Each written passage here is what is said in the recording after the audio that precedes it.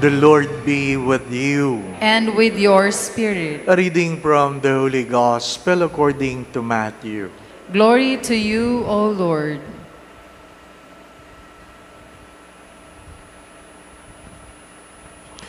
Jesus said to his disciples, "Beware of false prophets who come to you in sheep clothing, but underneath are ravenous wolves. By their fruits you will know them. Though people pick grapes from thorn bushes, or figs from thistles, just so every good tree bears good fruit, and a rotten tree bears bad fruit. A good tree cannot bear bad fruit, nor can a rotten tree bear good fruit. Every tree that does not bear good fruit will be cut down and thrown into the fire. So by their fruits you will know them."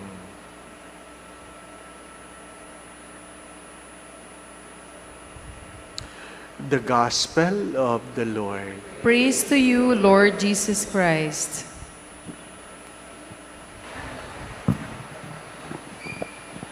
Perhaps many of you still remember Concorde, the jet. Concorde, the jet. We would say it is one of the engineering's marvels. Ano pa? Being able to fly beyond the speed of sound. But it was very expensive to maintain.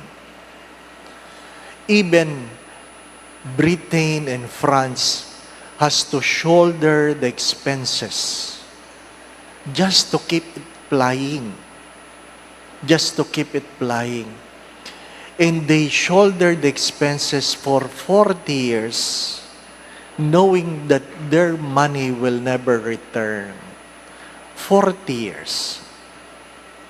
And after 40 years, they decided to simply retire. What I'm trying to say, pride is very expensive to maintain. It took them 40 years to let go of something that is very expensive. For one simple reason, pride. My dear friends, my brothers and sisters, if you are thinking about pride, habang maaga pa, bitawan mo na. Hindi na yan magmumura. At hindi na yan magbabalik. What is the first reading trying to tell us? It took them several years, so many deaths, to go back to the book of life. Ano sabi sa first reading? They have found the book that was hidden, and it was reread to them. Kaya nga, ano sabi? Pinunit niya ang kanyang damit as a sign of repentance.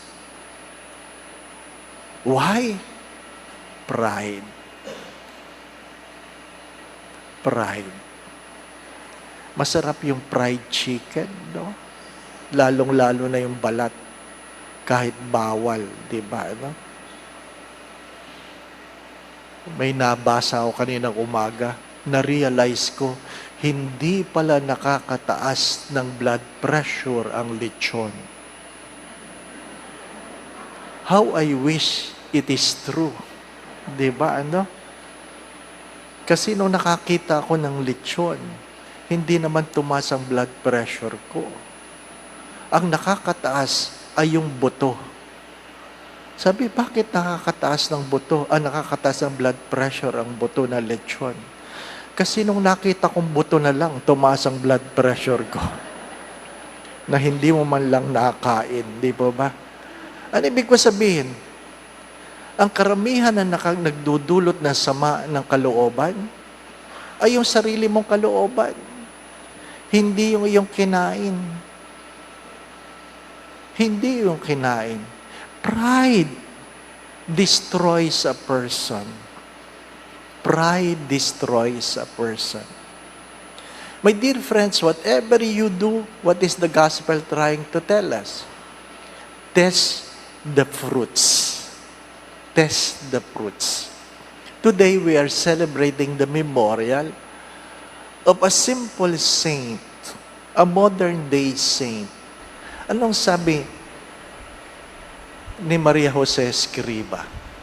If you cannot find God in the ordinariness of things, don't expect to find God anywhere. If you cannot find God in the extraordinary things, don't expect to find God. Mahirap yung hinanap mo ang Diyos saan? Sa mga tugatog.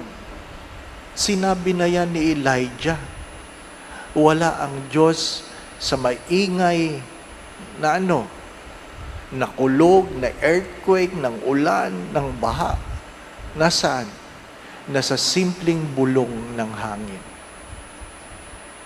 If you cannot find God in the extraordinary things, then you cannot serve God.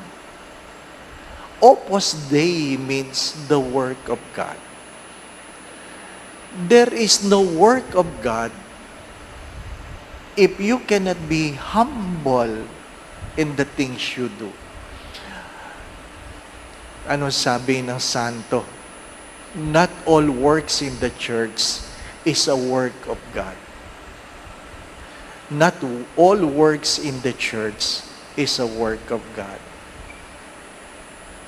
Only those are done in the simplest, humble way.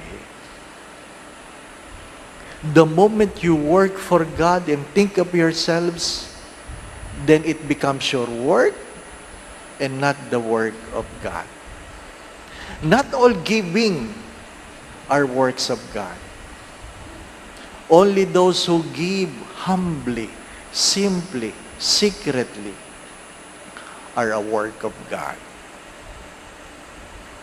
Kaya nga, magandang pagtuunan ng pansin ito The opposite of pride and the one who do things in silence because they find God in an extraordinary way. Ano po sabi ni Mother Teresa ng Calcutta?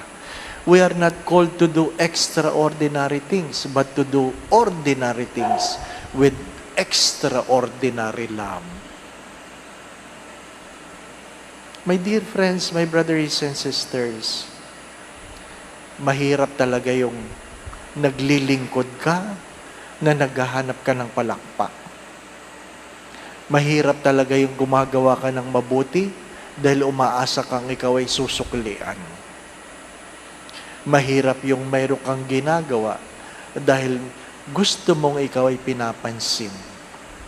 The moment you think about yourself, then you have lost the sense of God.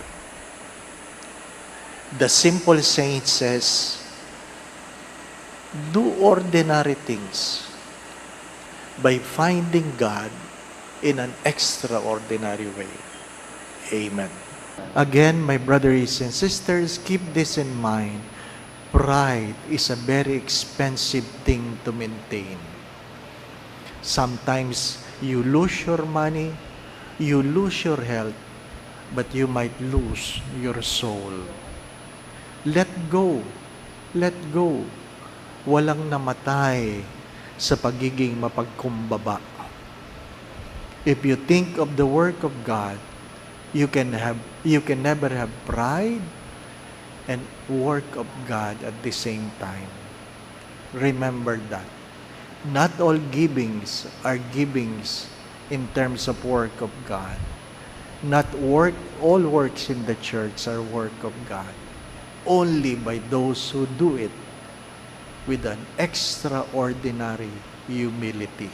The Lord be with you. And with your spirit. And may Almighty God bless you and your family, the Father, the Son, and the Holy Spirit. Amen. We go in peace to love and serve the Lord. Thanks be to God.